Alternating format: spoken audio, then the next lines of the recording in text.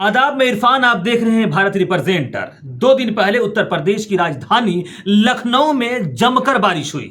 इतनी बारिश हुई कि वहां की सड़कें जलमग्न हो गई। इस दौरान गोमती नगर ओवरब्रिज के नीचे पानी इतना जमा हो गया कि लड़के उसमें अटखेलियां करने लगे, नहाने लगे, एंजॉय करने लगे। इस दौरान जितनी गाड़ियां गुजरती ये बच्चे उस पर पानी का बौछार करते।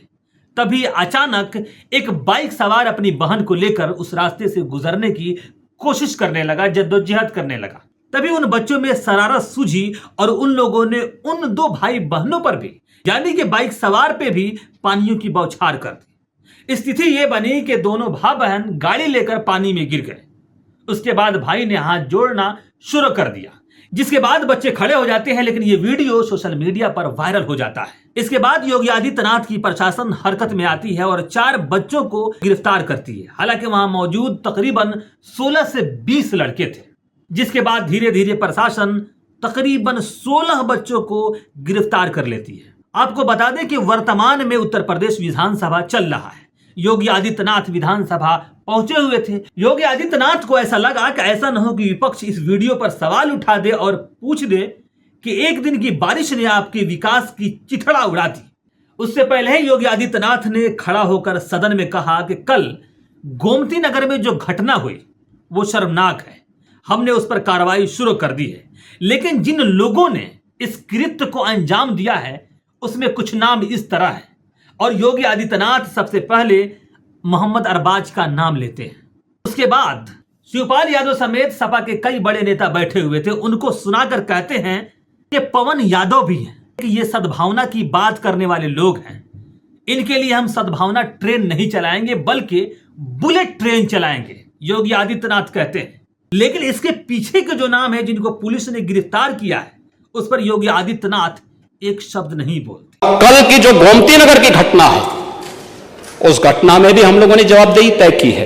उसके अपराधियों की सूची भी मेरे पास आई है। ये अपराधी हैं। पहला अपराधी है पवन यादव, दूसरा अपराधी मोहम्मद अरबाज। ये सद्भावना वाले लोग हैं, यानी सद्भावना। अब इनके लिए सद्भावना ट्रेन चलाएंगे, इनके लिए बुलेट ट्रेन चलेगी, चिंता मत करो। और उस बुलेट ट्रेन की तैयारी की जा रही है। तो क्यों ना मैं आपको बता दूं कि इसमें शर्मा जी भी हैं और तिवारी जी भी हैं, इसके अलावा गुप्ता जी भी हैं।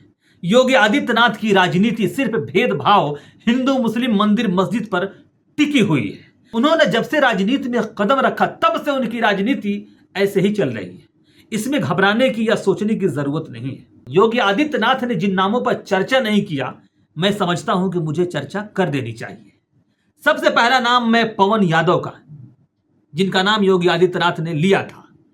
उसके बाद सुनील कुमार है, मोहम्मद अरबाज हैं, विराट साहू हैं, अर्जुन अग्रहरी हैं, रतन गुप्ता हैं, अमन गुप्ता हैं, अनिल कुमार हैं, प्रियांशु शर्मा हैं, आशीष सिंह हैं, विकास भंडारी हैं, मनोज कुमार, अभिषेक तिवारी, कृष्णकांत गुप्ता, जय किशन, अभिषेक साहू। ये 16 लोग हैं। शर्मा भी 2 हैं और गुप्ता भी 2 हैं, सिंह जी भी हैं। लेकिन सिर्फ योगी आदित्यनाथ अरबाज का नाम कसकर लेते हैं और अखिलेश यादव को सुनाने के लिए या सपा वालों को चिढ़ाने के लिए पवन यादव का नाम लेते हैं। लेकिन उनका सबसे बड़ा टारगेट मोहम्मद अरबाज थे, क्योंकि मोहम्मद अरबाज के नाम से राज्य में एक समुदाय का वोट संगठित होगा जो योगी आदित्य के नाम जाएगा। इसीलिए तो आपने देखा होगा कांवड़ यात्रा के दौरान योगी आदित्यनाथ ने कैसे कैसे फरमान जारी किए। कांवड़ यात्रा के दौरान कांवड़िया लगातार अपराध पर अपराध करते रहे, यहां तक कि बच्चों की गाड़ियों में तोड़फोड़ की, मदरसा मस्जिद तो छोड़ दीजिए, इसके अलावा राहगीरों से भी मारपीट की। सबके वीडियो वायरल हुए, लेकिन योगी आदित्यनाथ ने किसी पर कार्रवाई नहीं की या किसी पर संज्ञान नहीं लिया। ऐसा नहीं है कि सिर्फ कांवरिया उत्तर प्रदेश में ही चल रहे हैं, बल्कि कांवरिया राजस्थान में भी चल रहे हैं, बिहार में भी चल रहे हैं, दिल्ली में भी चल रहे हैं, अदर स्टेट में चल रहे हैं। कहीं ऐसी घटनाएं नहीं हैं, लेकिन योगी आदित्यनाथ के राज्य में ऐसी घटनाएं फल फूल रही हैं। आपको लगता होगा कि मैं बिना साक्ष्य के बोल रहा हूं और योगी आदित्यनाथ को टारगेट कर रहा हूं। तो एक और वीडियो मैं आपको दिखाऊंगा जो होली का है। होली के दिन कुछ बच्चे होली खेल रहे थे। इसी दौरान एक मुस्लिम समुदाय बाइक पर सवार होकर अपने घर जा रहा था। जरा देखिए उनके साथ इन लफंगों ने कैसा व्यवहार किया। यह भी पूरे भारत में वायरल हुए। योगी आदित्यनाथ की सरकार ने एक्शन तो लिया लेकिन घर नहीं गिराया, लेकिन किसी को सलाखों के पीछे नहीं भेजा। अगर इसी जगह पर जरा सोचिए, अगर मुस्लिम समुदाय होता तो क्या होता। यह योगी आदित्यनाथ की राजनीति की एक संरचना है, जिनके दिमाग में यह चलता है कि हिंदू मुसलमान मंदिर मस्जिद करके राज्य के सत्ता पर सत्ताधीश बन के रहा जा सकता है। 10 साल की बीजेपी की सरकार में शर्मा हो, ब्राह्मण हो, ठाकुर हो, इन सभी को सराखों पर बैठा कर रखा। तभी तो हाथरस में एक दलित बच्ची के साथ ठाकुर समुदाय का बच्चा रेप करता है और जान से मार देता है। लेकिन योगी आदित्यनाथ उस पर चुप्पी साध लेते हैं, बल्कि प्रशासन का इंतजाम कर देते हैं कि बगैर मां बाप की इजाजत के उसका दाह संस्कार कर दिया जाए। और ऐसा ही होता है। उसके बाद क्या हुआ, कभी इसका फॉलो अप नहीं आया। आखिर ऐसी घटनाएं उत्तर प्रदेश में क्यों हो रही है? योगी आदित्यनाथ की तलवार सिर्फ एक समुदाय पर क्यों लटकी रहती है? क्यों किसी भी घटना में अगर मुसलमान आ जाए तो उसको शीर्ष पर लेकर चले आते हैं? इसका जवाब एक ही है, ध्रुवीकरण।